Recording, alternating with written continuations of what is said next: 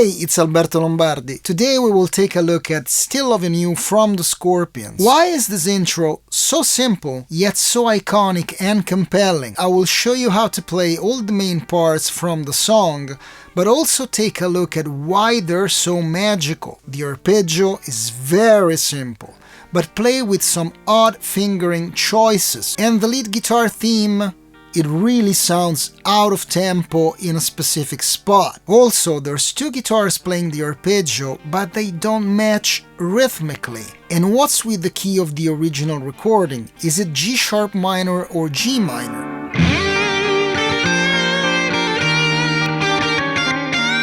Okay, let's take a look at the first arpeggio, the one that Rudolf Shenker plays. You basically just grab a D minor chord at the 6th fret. You start with an open D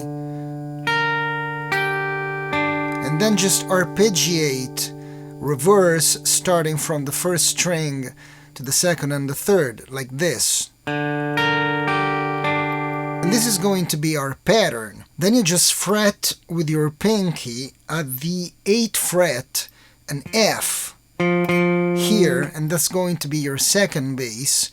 And you do the same. Play the bass and reverse arpeggiate the first 3 strings. And then we do something unusual. We raise our first finger and bar. So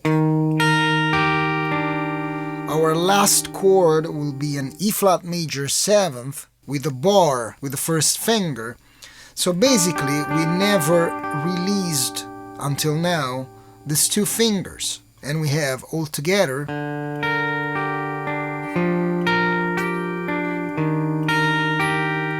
as you can see, I'm playing a downstroke only on the bass, and then I'm playing 3 upstrokes on the higher strings. Kind of what Rudolf Shenker does. This is not mandatory, you can alternate pick it. But I do believe it sounds a little different. And here comes the little phrase that is so cool.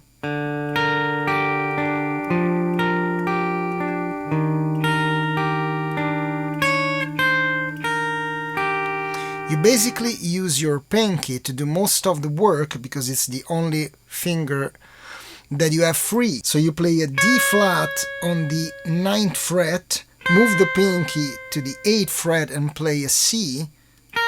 Then a B flat at the 6th fret with the bar, you haven't removed the bar, and then you just play the G that is part of the chord on the 2nd string, on the B string. So again,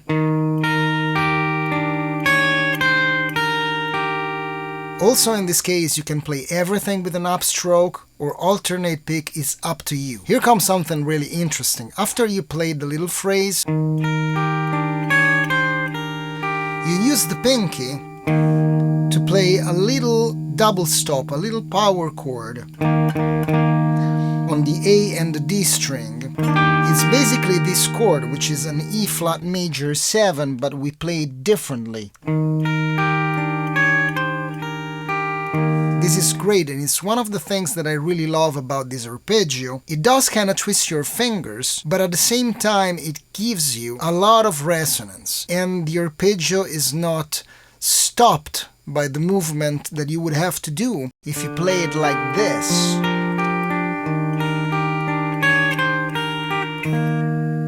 Did you hear it? I had to remove one finger and I heard noise and one of the notes stopped. This is much better.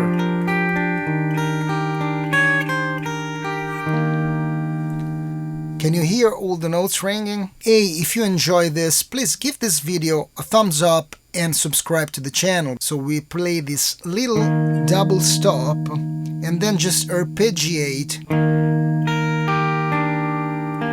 At this point, for the same reason as before, we don't want to change the fingerings and have as many notes ringing as we can.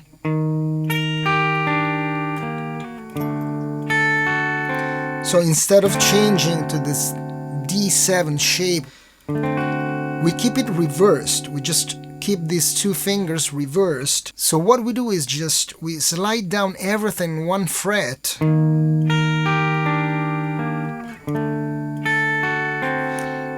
raising our second finger, and use it to increase the strength of the bar. And we arpeggiate again. So let me play it again slowly for you all together so you can play along with me. 3, 4.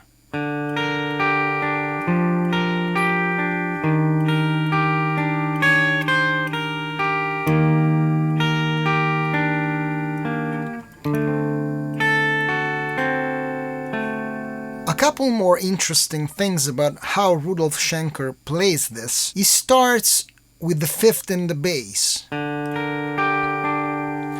because the D note is the 5th of this G minor chord. This is quite unusual. We are way more used to hearing this. But as you can see, it presents some challenges in the fingerings. So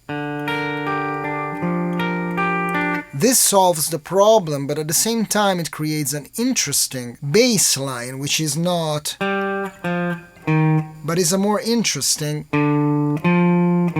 That's something that I really like. When you have a problem, you find an artistic way to solve it. In fact, the same goes for the fact that you use the pinky to create this little power chord. Well, it's a metal band anyway, but this is a clean power chord. Because if you did it like this,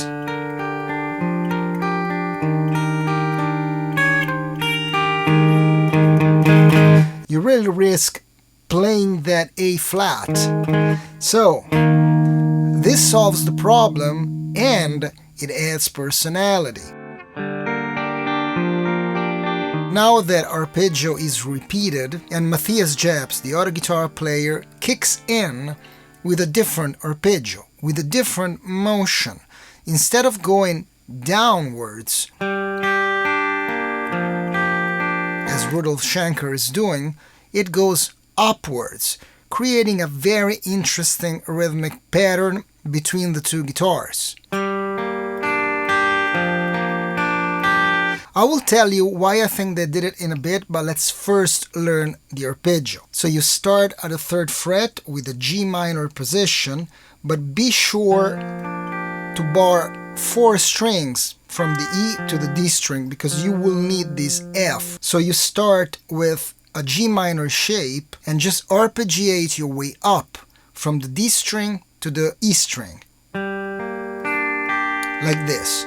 You can play it alternate, and that's how I think that Matthias Jabs is playing it. So the 2nd chord, you just remove your 3rd finger,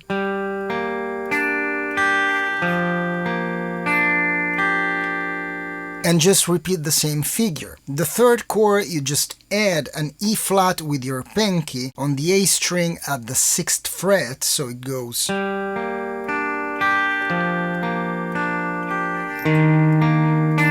Same thing, different bass. Now we just play the same little phrase that Rudolf Schenker is playing with a little embellishment, down an octave. So it's, instead of just playing, start with your pinky at the 6th fret and play a D flat on the G string.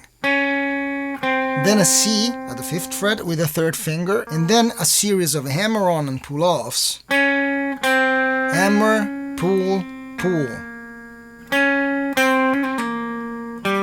Upstroke on the G note on the D string at the 5th fret. Then you fret again with the pinky at the 6th fret the E flat on the A string, and then add the bar without moving the 3rd finger. And you just arpeggiate upwards. Then we go to D7 and we just play. Just check out how he changes the rhythmic patterns. So he started with just a plain arpeggio going up.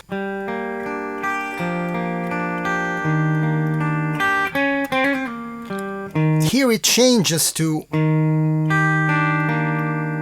and And then it goes into this D where it changes again, just alternating between strings.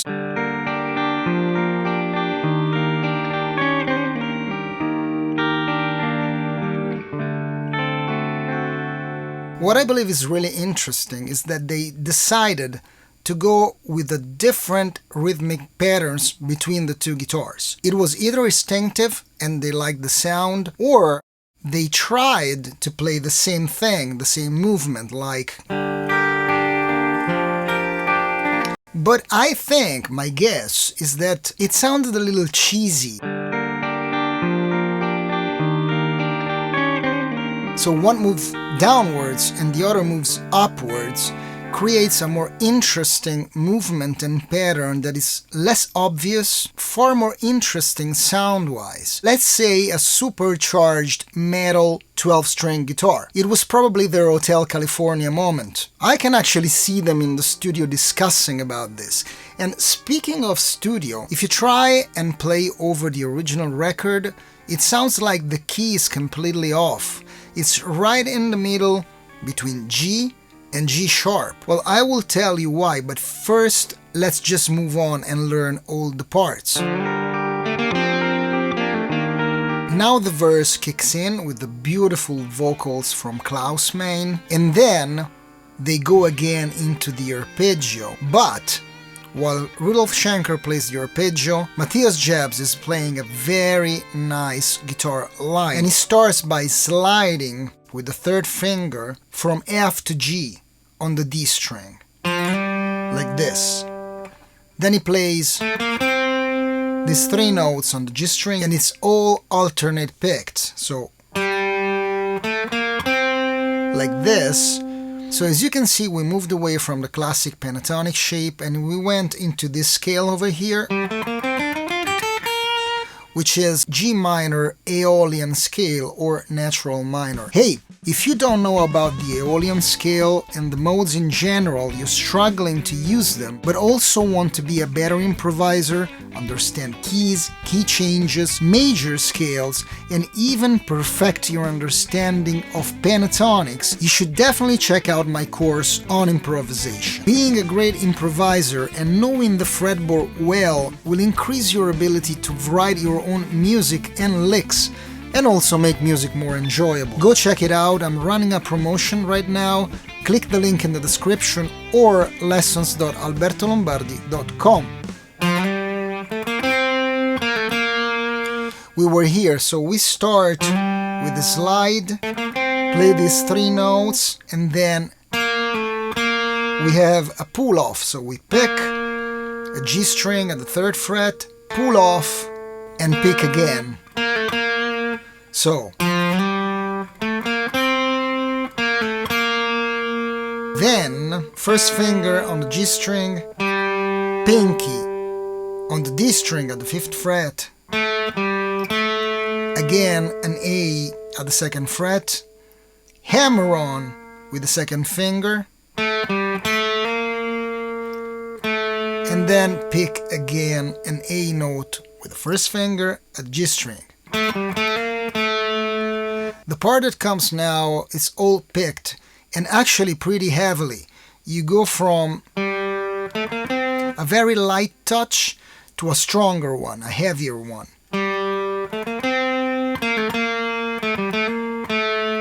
Then you dig in. It's really important that you play this little line here with a staccato approach. So it's not. You can use the pinky or the 3rd finger. Move with your 1st finger from the 2nd to the 3rd fret. Play a C on the G string always at the 5th fret. Back to the B flat at the 3rd fret. Play again the C and then very slowly, gradually bend it to the D. Up until now, he's playing with this volume rolled off. He's got a very high gain amp. This would be the volume full up. But we don't want that. We want the volume to be rolled off. so to have a darker tone and less distorted, so we can build up on the next phrase by going up an octave, having more gain and more brightness by turning the volume up.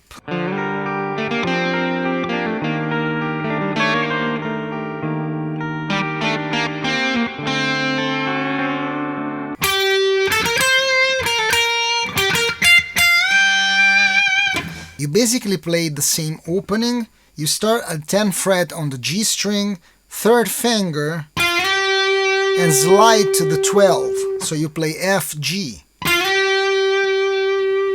Then you go 10, 11, 13th fret on the B string, then exactly like you did an octave below. What comes now is really interesting. Let's just first learn the notes and the movement, but then we will talk about the rhythm, which is really weird and interesting. So we're playing G, B flat, F. So it's down, up, up, with 2nd, 1st, and 3rd finger. Then you pick again with an upstroke and bend. So I just put a click underneath the Scorpions recording so you can see how weird this figure is once you put a click on it.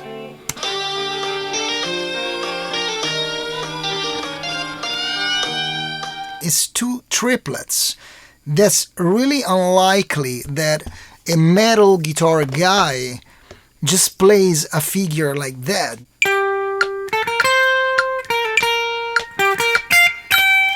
So what I think he really wanted to do was 1, 2. Emotionally, it was speeding up. So he plays it with his own internal time. He detaches from the rhythm of the rest of the band. In fact, I've seen him playing this thing live a couple of times. So what do you think? Is this what's going on? Let me know in the comments because it's a really interesting thing. And now just take a look at the last bit of the phrase, which is... Now, we start from the 11th fret and we play a C note with the 3rd finger, and then we bend right away. Always in tune. Please check out my video on bendings if you haven't. So we bend, release, pull off. Bend, release, pull off. Then we play a G at the 12th fret. Then we do something interesting. Many people miss this detail and it's really cool. He starts with the 1st finger on this B flat on the B string, and then he hammers on the C. Doesn't go straight to C, he hammers on. And then slowly bends to D. Let me put it together for you. 3, 4.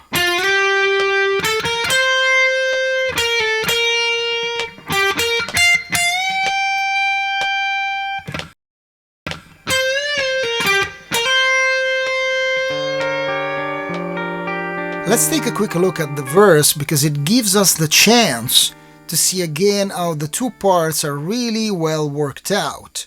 So while Shenker is playing something very similar to what it did in the intro,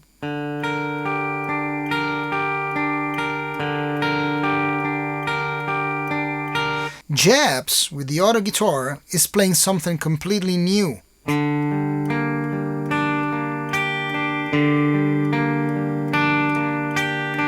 So he's playing the same root note, which is the 5th in the bass, the D note, playing a partial G minor chord. He's not playing the root, but he alternates the notes.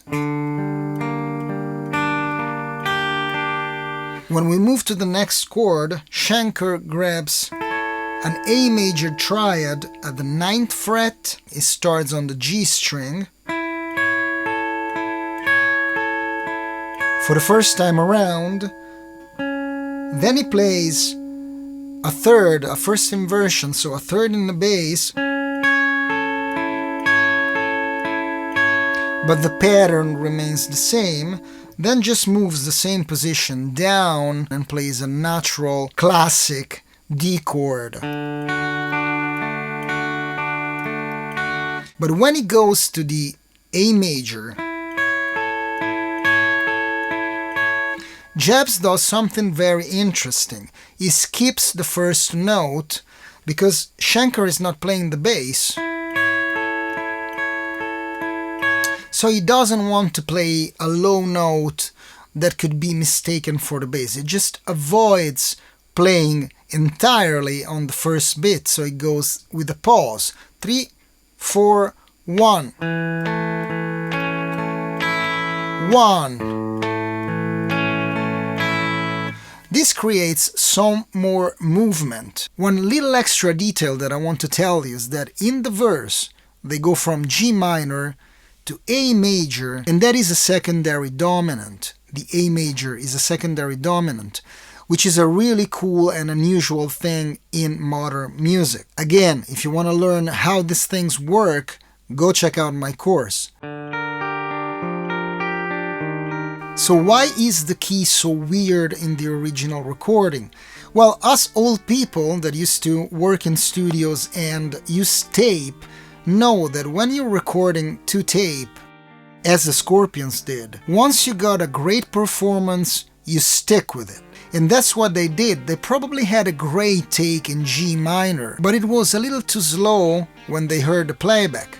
So they decided to speed up the tape a little bit, at the price of increasing the pitch, which sits right in the middle of G minor and G sharp minor. Also, many people ask me about this guitar.